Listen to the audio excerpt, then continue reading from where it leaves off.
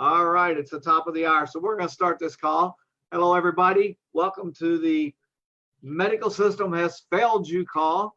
My name is Pharmacist Keith Abel. I am a practicing pharmacist. I'm a certified holistic health coach, home business entrepreneur, and I help other people get healthy and create some extra wealth for their families. Today, we have a very special guest and a special episode. It's Dr. Joel Wallach. He is a soil scientist, a veterinarian, a pathologist, a naturopathic physician. He's got over 60 years of biomedical research under his belt. He's done over 20,000 autopsies, over 3,000 autopsies on humans for comparison. He's authored over 75 journal articles, peer-reviewed journal articles that are both in medical journals and scientific journals. He's written 15 books. I'm sure he's working on another one as we speak because he's always writing, prolific writer. His original cassette tape, the very first cassette tape that he ever produced, is called Dead Doctors Don't Lie. That has now been reproduced into CD, DVD, video, and there's over 600 million copies in 9 different languages out there. So Dr. Wallach, I want to welcome you to the show. And thanks for taking time out for us. Okay, well, thanks for the kind words, Pharmacist Keith, and thank you so much, everybody, for joining us early in the morning out there in Hawaii and sort of mid-morning on the East Coast here, and who knows the time zones. Okay, we've been notified we're being recorded. Okay, and so basically, I want to say a couple of things here. Number one, you've done a great job on the background there, except that I've done 32,000 autopsies, 8,000 humans. And my thesis for my postdoctoral fellowship, which is kind of like a PhD degree in my pathology, is in the Smithsonian Institute as a National Treasure. 1988, I got the, let's see here, I got the Worcester Beach Award from the Eclectic Scientist in 1988. 2011, I got the Klaus Schwartz Award for showing that the selenium deficiency causes so many things. And of course, selenium deficiency causes the liver and pancreatic lesions of cystic fibrosis. We've pretty much eliminated cystic fibrosis, thought to be a genetic disease, which is not. We've eliminated muscular dystrophy. You haven't heard anything about that. And of course, I gave this information to Jerry Lewis. Gosh, it's got to be 7 years ago now. He was so excited to see these charts of all these kids we had reversed their muscular dystrophy, and he took it to the Muscular Dystrophy Association. They immediately fired him in 2011, and I actually have a 2 CD set coming out here this week that documents that terrible, terrible series of events. And then by 2015, the telethon was dead because without Jerry Lewis, they couldn't raise a penny. And so, and then, of course, let's see here, April 16, 2013, a federal judge ruled that this one nutrient that I've been yelling about for 25 years had to be put into baby formulas. And of course, for those 25 years, the medical system says, don't put that nutrient into baby formulas, it's poisonous. Okay, well, it's an essential nutrient. And this judge ruled that it had to be put into the baby formulas like Enfamil, Similac, that sort of thing. So it was. And a year later, we're talking about, let's see here, September 13th, 2014, big headlines. I mean, we're like Third World War, big bold headlines on the front page of the Charlotte Observer, okay, kind of like New York Times for New York, Charlotte Observer in Charlotte, North Carolina. We don't know why, but sudden death syndrome has vanished in the state of North Carolina. 3 months later, the state of Missouri came out and said, we don't know why, but the sudden death syndrome has vanished in the state of Missouri. 3 months later, every newspaper in the world came out and said, we don't know why, but the rate of sudden death syndrome has dropped drastically by 85 to 95% in every country. That's because we had that one nutrient put into the baby formulas. Baby formulas only had 3 minerals in it. There's 60 essential minerals. Where were they going to get the other 57? Chewing on their crib rail? I mean, come on. And so I'm very, very excited about that. And then, of course, now comes COVID, okay? And you have to appreciate right now in America, there's almost 4 million. There's 3,898,694 documented cases of COVID virus. Deaths in the United States as of this morning were 143,289. Okay. And all this is totally unnecessary. And I knew this as soon as it came out, and I looked up COVID virus in October of last year. And when a 3-year-old, a 5-year-old, a 10-year-old, a 15-year-old gets the COVID infection, Pharmacist Keith, they might get a fever for 3 or 4 days of 100 degrees, right? Barely can be registered as a fever. And it's over with. They get minor common cold-like symptoms. When a 20 to 30-year-old get it, they might get a fever of 102, 103. They might have some stuff going on. And they'll put them in the hospital for a couple of weeks because that's what doctors do. And very few die. And then you get into the 30s and 40s. We're talking about millennials. They're a little more susceptible to serious life-threatening stuff. And you get into the 60s, 70s, and 80s, have a very high rate of serious complications and death. So what's the difference between a 73-year-old and a 3-year-old? Why does a 3-year-old only get common cold-like symptoms and a 73-year-old dies? Okay, well, that's because a 73-year-old has been eating gluten for 73 years. Now, gluten damage to your intestines is not an all or nothing thing. It's not a light switch on, light switch off. It's one of those things where it's a drip, drip, drip, drip, drip thing. And so you can be eating gluten for 20 years. You might get eczema. Okay, you might get a little rash, that kind of stuff. Let's see, that kind of thing.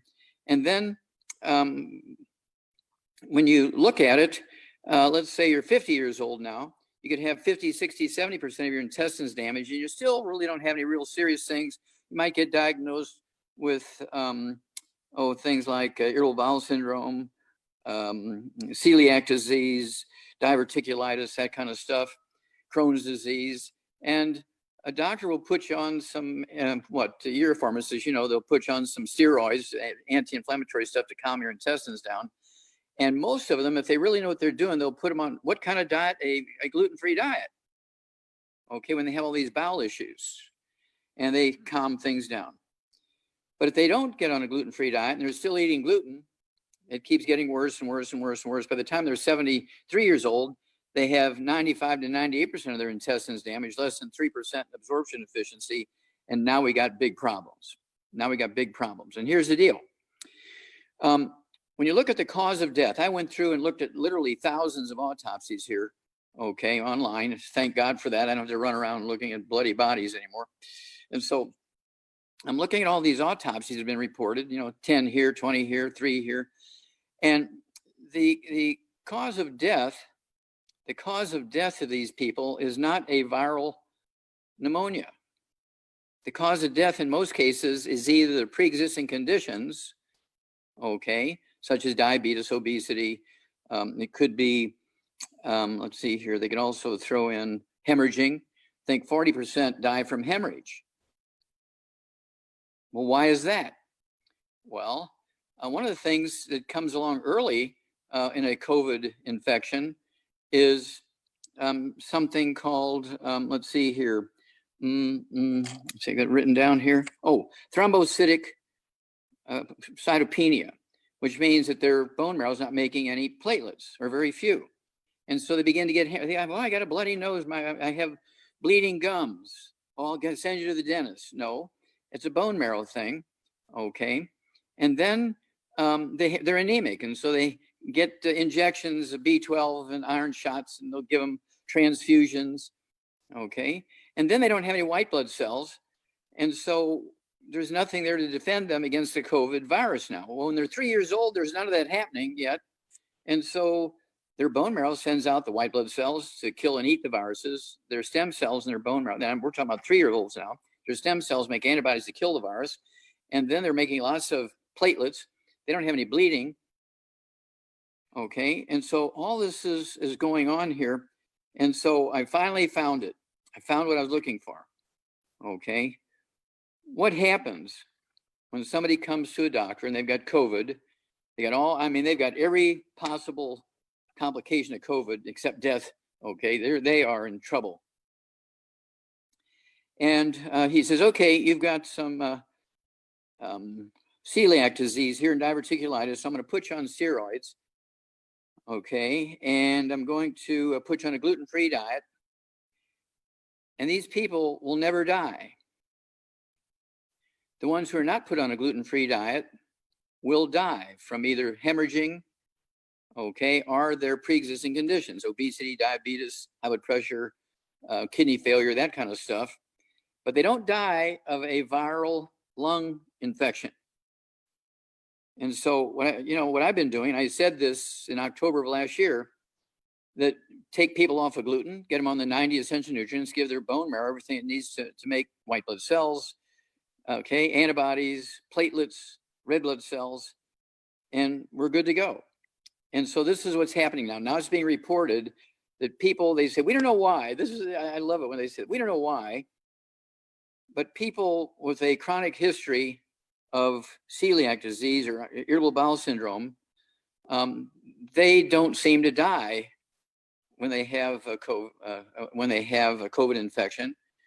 And of course, they're not paying attention because these people are on a steroid to lower the inflammation of the intestines. They're also on a gluten-free diet, so their intestines can absorb nutrients. And the ones who are supplementing on top of the gluten-free diet, okay, are the ones who are surviving and doing well. There's no reason why somebody with COVID-19, there's no reason why they can't live to be 120, as long as they're gluten-free and they're taking the 90 essential nutrients. All of these pre-existing conditions are nutritional deficiencies. And they're telling you the reason why these aren't genetic, although doctors say, oh, your diabetes is genetic. No, it's just simple nutritional deficiency. High blood pressure is not genetic. Kidney failure is not genetic. Liver cirrhosis is not genetic. Things like psoriasis is another feature of a celiac disease because you can't absorb the nutrients necessary to prevent it. Oh, you got lupus. It's an autoimmune disease, which is just fibromyalgia, which is a simple nutritional deficiency disease with another nutrient deficiency. So they get this little rash on their face, okay? They get the little rash on their face and they say, oh, you got lupus. No, you get them on a gluten-free diet, get them on the 90, and all that goes away and they'll live to be 120. They will not die, okay? So that's the news. I'm very excited about that. And so we need to get this information out there to everybody. Whether you've been diagnosed with IBS or Crohn's disease or celiac disease or not, get gluten-free, get on the 90 essential nutrients. I like the big hammer out of our toolbox, the Healthy Brain and Heart Pack. Go ahead and take one of those per 100 pounds of body weight, throw in some extra MSM, vitamin D3, and some collagen or glucogel and/or the collagen peptides. And if you don't have any other issues, you're going to be a happy camper and you're going to live a long time. You will not die from COVID-19. Wow, that's some powerful information, Dr. Wallach. So you've been doing some comparison of some of the studies coming out of the lesser known studies coming out of China, from what I understand. That's right. And of course, when you look at it, and people, and I said this back in October of last year, because Wuhan province, that's where it all kind of started.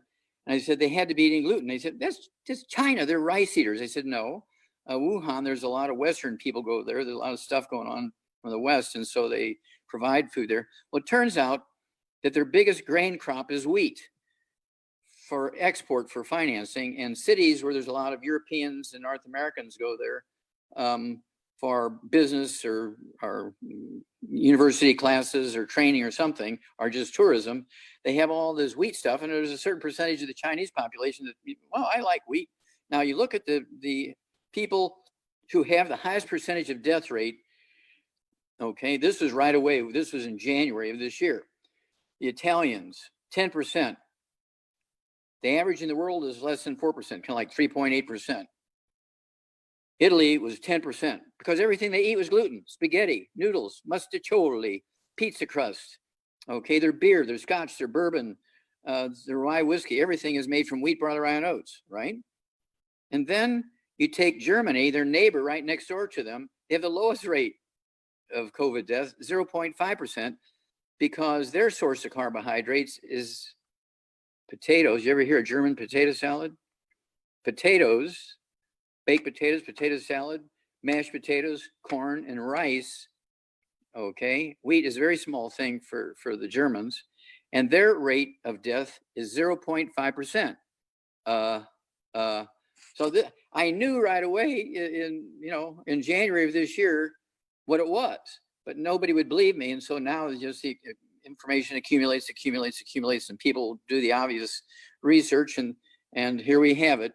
It's documenting everything I began to share in October and November of 2019.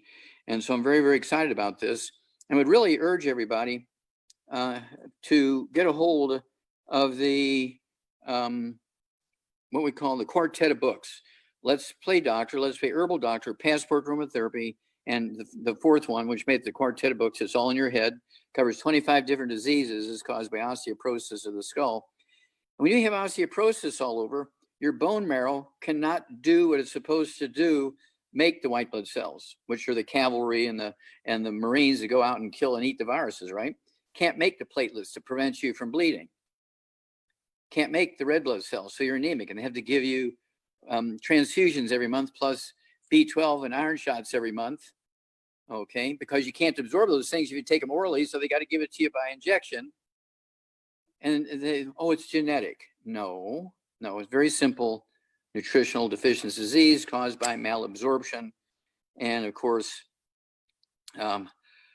I just get very, very excited about this because I appreciate you, Pharmacist Keith, because you see this. You've been working with me for a long time. And so, you've seen many, many things come through your clinic and through your watchful eyes. And so I appreciate that. And all the things that we do together, it's only going to get better because we're going to save the world. We know the answer. It's drop dead, unimpeachable, and let's go get them. Yeah, it's frustrating when you're dealing with all these things. My mother-in-law was in the hospital this weekend. She had a real high spike in her blood pressure, so we took her in to get her checked out. And one of the doctors there, the cardiologist there,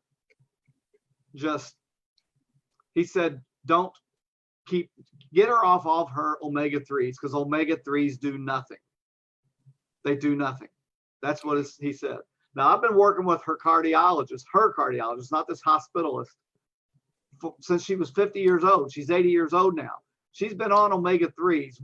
After she had her bypass in her 50s, we got her on these omega-3s, got her off all of her prescription drugs with the cardiologist's approval. We stepped it through with him. And she's been living a wonderful life ever since that time, without any type of issues, without any additional blockage in her carotid arteries or anything. I mean, there's a little bit of blockage there, but it's stayed there. It hasn't gotten any worse. And despite her not living with the healthy foods that we say, and despite the fact she continues to smoke, she had wonderful results every year when she went in. In fact, in January, when she went to see the cardiologist, he said that everything is fine, let's keep her going. And it just irritates the heck out of me when you hear a doctor say something which is so stupid, that omega-3s do nothing. The research is overwhelming. I mean, 20 years ago, I had a customer come into my pharmacy and say, I heard that omega-3s help you control your cholesterol. How much do I need to take? I didn't know the answer because it wasn't in any of the reference books that we had in pharmacy, but I had heard the same thing. So I decided that I would go and research it. I told him I would. I said, I know what it says on the bottle is not right, because what's on the bottle is the minimum daily requirement that you need just to survive, not what you need to thrive, not what you need to help your body rebuild itself. So I went and did the research. I found somewhere around 30 different articles. This was 20 years ago. 30 different articles that said omega-3s did all these wonderful things. 30 of them. And I came across one from one of the journals. It was either New England Journal or the JAMA. I can't remember which one. But that article, the big headline was, omega-3s do nothing. So in pharmacy school, I had a professor that said, when you see an overwhelming body of evidence over here that says one thing, and then you have an article come up that says something completely different, you got to ask yourself 3 questions. Who sponsored it? Follow the money. What did they stand to gain or lose from the results? And then what did they do to get those results? So I looked at that particular study. It was funded by a statin company. So right away, we know what they stand to gain or lose. They want to sell that statin drug. They want to lower your cholesterol. So the third question is, what did they do to get different results than everybody else? They gave everybody 1,000 milligrams of omega-3. Now, this is important. All these other studies out there that had all these wonderful results, they gave anywhere from 6,000 to 9,000 milligrams of omega-3. That drug company knew the 1,000 milligrams is not enough. They got that article out to all the doctors to tell all the doctors, cardiologists, that omega-3s do nothing. Your patients need to be on statin drugs. And I'll take it one step further. The pharmaceutical companies then patented their own omega-3. It's not the natural omega-3. It's made in a factory. They patented their own omega-3. And even in the studies with that, they only gave them 4,000 milligrams and told the doctors that they have to join that 4,000 milligrams with a statin drug. Because they knew daggone well if they went over that 4,000 milligrams, they don't need that statin drug anymore. So this is what's frustrated me with this whole thing. I need to read a disclaimer real quick. Any food or dietary supplements that we mentioned in this presentation are intended to contribute to the daily diet and overall health, and they're not intended for use in the prevention, treatment, mitigation, or cure of any disease or health-related condition. Individuals who have or suspect that they have illness or who wish to commence a diet or exercise program should consult an appropriately licensed healthcare practitioner for medical history evaluation, diagnosis, treatment, and health recommendations. And folks, I recommend to you, interview your doctors, interview your nurse practitioners, see what their opinion is on nutrition and supplementation and its role in healing. If they tell you that taking a vitamin is nothing but peeing out expensive urine, then you don't want to go to that doctor. I have personally found many doctors now that are open and are willing to work with me when it comes to health and nutrition. So you want to make sure you interview them and make sure there's somebody that has an open mind. I'm starting to see more and more of them. They're joining Dr. Wallach's army all the time. So keep that in mind. Want to ask you a question. You know, COVID is here. It's on us now. So it's going to be difficult for some of us that are really bad condition, have all these comorbidities, to turn things around immediately. We know that in the future, something else is going to come that may be even worse than COVID. So what is it we need to do right now to prepare ourselves for the future so we don't have sneak up on us what has happened just now? Okay, that's a very, very, very, very good question there. And before I answer it, I'm going to say one thing. When those doctors said, okay, from the statin companies, oh, just take 1,000 milligrams of the omega-3s. If you have damaged your intestines because you're eating gluten, that 1,000 milligrams, you may have only absorbed 2 milligrams. Okay, so that's part of the problem. Okay, now, ask me that question again. Okay, the coronavirus is on us full force right now. And for a lot of us, you know, it's going to take time for us to get our bodies back to where it needs to be to fight this thing. But we all know that sometime in the future, there's going to be another disease, another pandemic, another epidemic is going to come along. So how can we start preparing ourselves now so that when the next one comes here, we don't fall victim?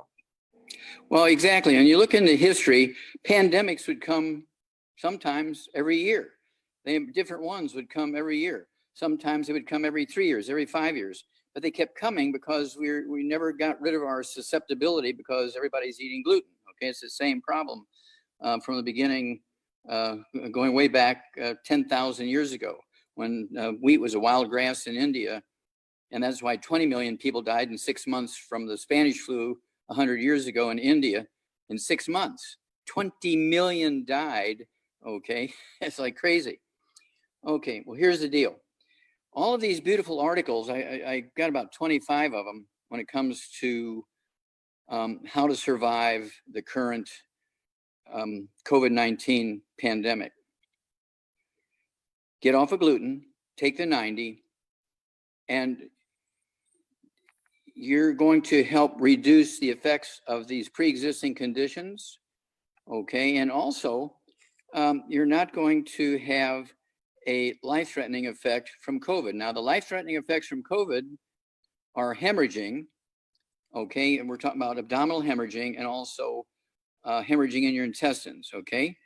So you bleed to death in your intestines, and sometimes they're saying, oh, they got a basketball size blood clot in their pelvis, inside their pelvis. Well, how did all that blood get in there? Well, they were bleeding internally, okay, for weeks and weeks and weeks, and finally it clotted, but that blood was sloshing in there for weeks, and it's just coming out of the surface, the outside surface of the intestines, the liver, the kidneys. It's coming from blood vessels, coming from everywhere. They're just bleeding because they couldn't absorb the nutrients necessary for their bone marrow to make platelets. Okay. And so they said, look, if you get on a gluten-free diet, that's the beauty of these articles. I mean, they went right to it. You get on a gluten-free diet and stay away from gluten. And of course, the physicians would also give them the anti-inflammatory drugs, okay, the steroids. And so between the steroids to kind of quiet the intestines down and get them on a gluten-free diet, I mean, we're talking 30, 60, 90 days, they're home free. And this is very consistent. Hundreds and hundreds and hundreds of them, okay? And I'd been saying that since October, and here it's all documented. So I'm glad you're recording this, because this is going to be one of those things that's going to save millions of people here, Pharmacist Keith. This little recording is going to save millions of people, because they don't need to go to a doctor to get off of gluten.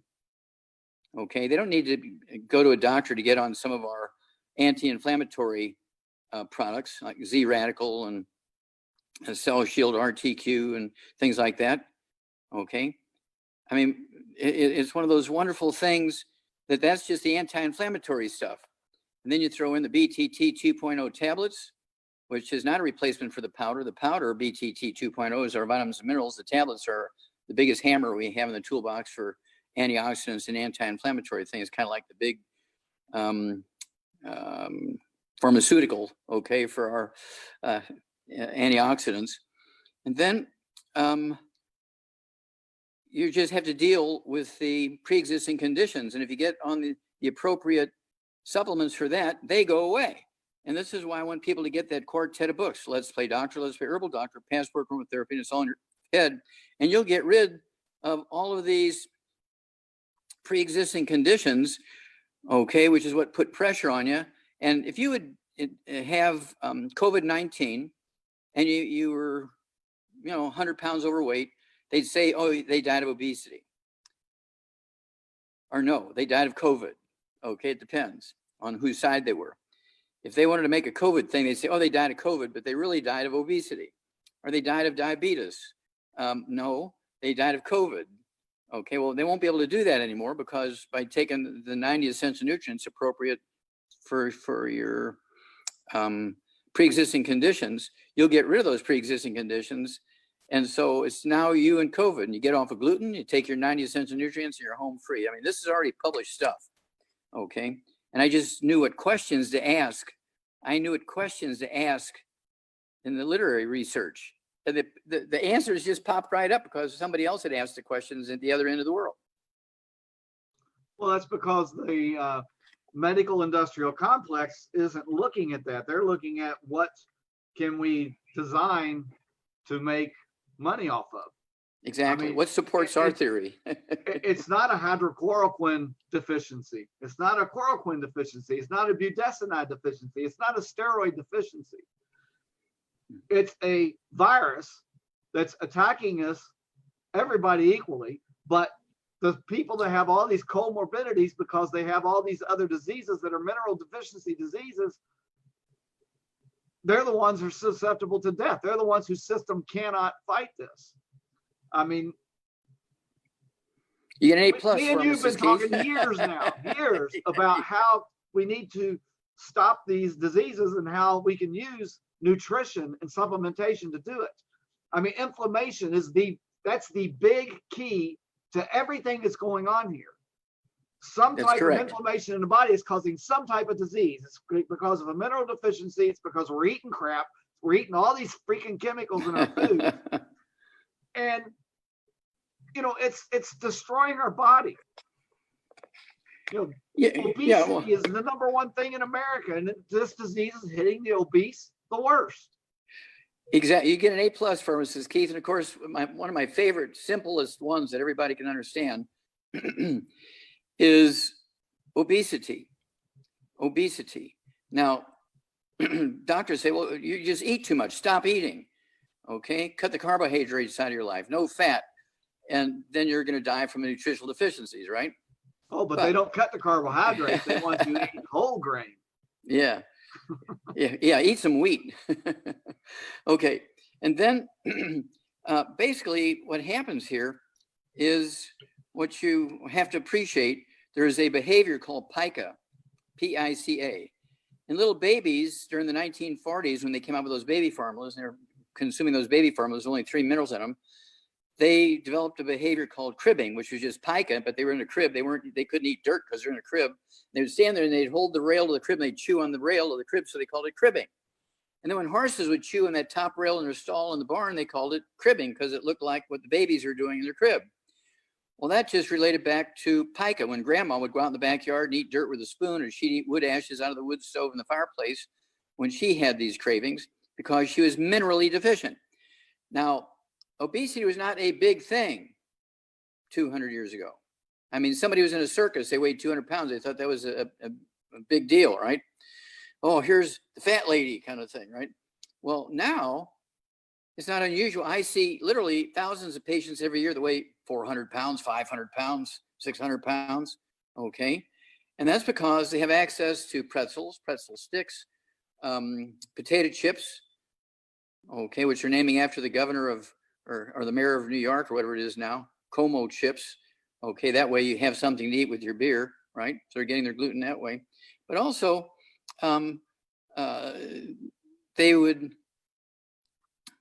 eat all these other snack foods, corn puffs and so forth, because people said, well, why are we letting grandma eat dirt? We can't make any money when she eats dirt. Let's just make her a pretzel stick, which she can chew on with a little cup of beer or something, and she'll be happy now. Well, then she would gain her weight because it was a mineral deficiency driving her to have that behavior. It's called pica, P-I-C-A. Everybody can look it up. And of course, the book Rare Earths Forbidden Cures goes into it big. Of course, our book, let's see here. We have the book, Hell's Kitchen, and the CD Hell's Kitchen goes into obesity and diabetes. The CD and the book Hell's Kitchen. I mean, these are the things that people should be reading. Well, would you look at that? You got it. Yeah. And it's not like we don't know the science. It's just a matter of the proper education. And so these should be, we should have the state legislatures have a directive that says every medical school should use these textbooks as textbooks in medical school. Okay. They should use them in medical school. Are you still there? You are. And they have to take a test on the book Dead Doctors Don't Lie. They have to take a test on the book Hell's Kitchen. They have to take a test on the book Epigenetics. They have to take a test on the book Let's Play Doctor. They have to take a test on the book Rare Earths Forbidden Cures. Okay. And they have to pass it with 90 or above before they get their degree. Okay. And see, right now, they're not getting any of this information. They're not getting any of this information because none of it's in their textbooks. And then you have the professor saying, all that nutrition, just eat well, you get everything you need. That is not true. Any physician who says that should be put in jail for life for reckless endangerment. Now, once you start doing that, they're going to say, well, these hippies are serious, man. We got to tell people about the nutrition. Otherwise, you're going to jail. That's right. Yeah, the snack food industry understands this desire for minerals. Okay, I mean, one of the companies had as their slogan, I bet you can't eat just one. They knew they put some salt in that you're minerally deficient. You're going to eat their product. Your body's going to taste the salt and think it's getting minerals, but because it's not, you're going to keep craving more and more and more and more. So the the snack food industry understood this. That's why so many of the snack foods out there have so much salt in them. It's to drive you to keep eating more and more and more because your body is craving those minerals and it's not getting it because all it's getting is salt. I mean, take a look at Kentucky. We have a massive salt lick where back in the olden days, that's where the bison would congregate because they knew that they can get their minerals there. You know, they call it a salt lick, but basically any mineral is a salt. So they would lick that and get their minerals. The veterinary industry understands this. You know, they understand that you want to keep your cow healthy. You put a salt lick out there. The thoroughbred farms here, they have salt licks out, blocks of salt out in the field so the animals can get the salt that they need. And there's no doctor telling them you only get one lick. They get whatever they need. Yeah. And the other thing about this whole veterinary industry is they know if they want to get a cow fat so they can get it to the slaughterhouse sooner, what do they feed it? Grains, lots and lots of grain, lots and lots of corn, which is full of fructose. They don't supplement it with minerals. So the cow at the feedlot there just stands there in one spot and eats continuously all day long. And they know it. And yet the doctors are telling us the food pyramid, top thing on the food pyramid, the biggest thing on the food pyramid is the grains. And then they wonder, why are we so obese? Because you don't exercise. That's not the truth. And then the doctor buys. Don't lie. Yeah, and then the doctor buys a gym. So he says, well, here, I'll give you a couple of free tries at the gym. And of course, one of the things we put in the animal salt blocks is trace minerals. So when they're licking the salt, they're also getting the trace minerals. Okay. And when it comes to muscular dystrophy, I like to show that example. Of course, it's called white muscle disease in calves. So when they would kill the calf because it couldn't stand up, they'd cut it open, maybe eat some veal. The muscle is white like cheese. Okay, so they call it white muscle disease. It's just muscular dystrophy, what we would call muscular dystrophy in humans. Okay, and you can go into any feed store. Any farmer who cannot even read can go into a feed store and buy an injectable bottle of that nutrient, go to that calf that can't stand up, inject him with it, come back an hour later and he's up nursing out of his mother's udder, okay?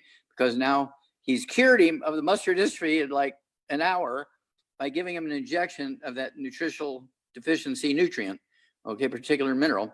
And of course, when Jerry Lewis took that to it makes me get teary-eyed every time I think about it.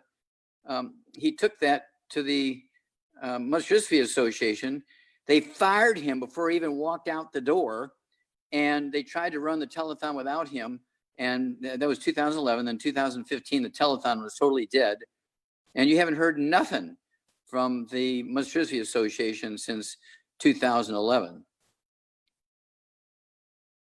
Yeah, it's amazing, what just a little bit of research, just a little bit of research yourself can do. Another thing of the COVID, it's hitting minorities a whole lot worse than it's hitting the white population. And I've got a theory behind this, and I'll see if you agree. Okay. A lot of minorities are in economically depressed areas. They don't have very good grocery stores, very good access to good food. They get the ones that are on food stamps, because they can't get good food, they're spending all their money on all this junk food. I mean, back when I was in pharmacy school and I got assistance, we bought good food and we ate really good, but we had access to it. Some of these communities, they just don't have access to it, and they're living off this junk food. And I think that's one of the reasons. I don't think it has anything to do with their race. I think it has to do with their economic situation and their lack of a good diet because of where they live. Well, you get an A+ there, Pharmacist, because you hit the nail right on the head. When I came back from Africa in April of 1967 to work on this 10-year project where I did my 20,000 autopsies for my postdoctoral fellowship, my equivalent to a PhD degree. It's in the Smithsonian Institute. Marlon Perkins gave me 2 pieces of paper. He says, okay, this is what the National Institutes of Health wants you to do. Look for animals in the big zoos that are dying from the same pollutants that humans are. and people who are dying within a 10-mile radius of the big zoos in the big cities. And so if the animals in the zoo start dying, we know to evacuate the cities, kind of like the canary in the mine for the old coal miners, right? But here's what I want you to look for. He says, right now, in every zoo in the world, every species of bears are dying from liver cancer, and all the geneticists say that it's a genetic disease of bears. Well, we don't believe it because it never showed up until just this last couple of years. Now every bear, polar bears, black bears, brown bears, grizzly bears, Kodiak bears, sun bears, they're all dying of liver cancer. And I said, before you said the last word, I already know what's causing it. Okay. These are big animals. They weigh, 500 pounds to 1,000 pounds. What are they feeding them? Well, because they're so big, these zoos, they get, a little fixed income. So to save money, they get the old bread from the thrift stores, okay, that they can't sell. Is that they're out of date loaves of bread, and some of them actually have aspergillus bread mold growing on them, and they give them or sell them to the thrift stores. And so they buy them for 10 cents a loaf and stuff like that. And they'll give a big bear, say 3 loaves of this old bread and a fish, a raw fish. And that keeps their weight up, and they're happy because they get the fish and they get the bread and they're happy. They also buy 50-pound bags of peanuts that are still in the shell and have some mold on them.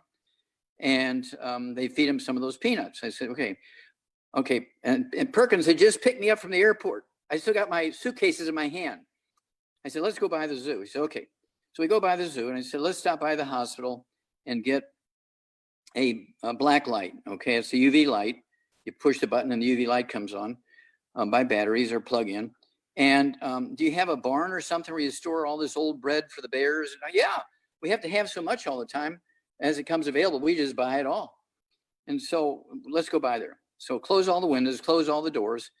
And we turned out all the lights, and I turned on the black light, and that old bread glowed like a green light at a stop intersection. He said, what's that happening? I said, well, the old bread has aspergillus on it. It's bread mold. Everybody knows it is bread mold. It's got that blue-green mold on there. And usually if there's 3 slices of bread with obvious bread mold on it, they just throw it away and eat, people eat the other bread.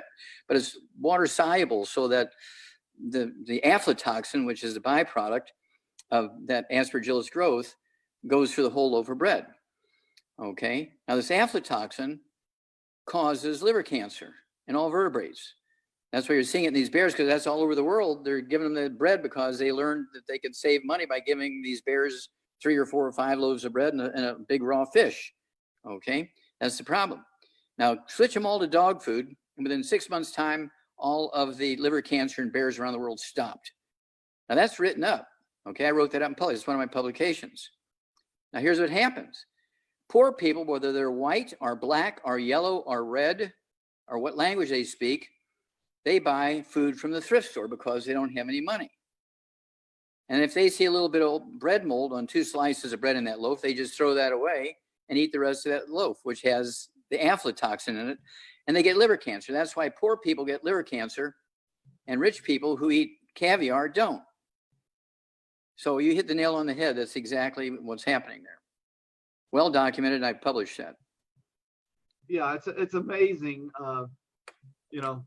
What again? It's amazing what you learn. And I've been so lucky to be able to spend time with you on the road over a year and a half's period. But one of the things I want to say to everybody, if you're driving down that interstate, the interstate of life, and that red engine light comes on, you got pain in your joints. You've got a headache. You've got stomach issues. That red engine light comes on. Do you pull that car over and cut the wire to that red engine light? Or do you find out what's going on? That's what the medical system is doing. They're cutting the wire to that red engine light, and they're giving us a pharmaceutical drug to treat a symptom. They're not asking the question, what's causing that symptom? Let's trace it back a few steps, see what's going on. They just see the body is reacting to a certain thing, high blood pressure. So they design a drug that blocks an enzyme pathway in your body that causes the blood pressure to go up. But that blood pressure going up is a natural thing because something else is going on. So they're cutting the red engine light to stop the blood pressure from going up instead of finding out why is it going up the first place. Same thing with statin drugs, same thing with diabetes. These are all drugs that are treated to cut that red engine light, treat the symptom, and not address the core issue, which is mineral deficiencies. You're exactly right. And that was the same thing that they did with the COVID-19. Oh, this is a cousin to SARS and MERS and H1N1, which was a Spanish flu. So we have to have all these $10,000 respirators because all these people are going to die from respiratory. None die from respiratory, okay? Because it's not a respiratory virus, okay? It just kind of gives you common cold-like symptoms if you're 3 years old, and in 3 days' time, your body cures itself. It's Yeah, it's amazing. It's amazing those first few months of the virus that suddenly people weren't dying of heart disease. People weren't dying of heart attacks. They weren't dying of complications of diabetes. Everybody was dying of COVID. That always amazed me. Well, I can't thank you enough for recording this because it's going to be a lifesaver for humanity, because it's going to educate this living community we have now around the world. And they're ready because they're frustrated. You know, people aren't dumb. They see what's going on and they can't quite put their finger on it, but they know they're not getting the correct information. So this information is going to give them the complete picture. And of course, they have the option of trying to put together something themselves or taking a ready-made program that we've put together over the past 25 years.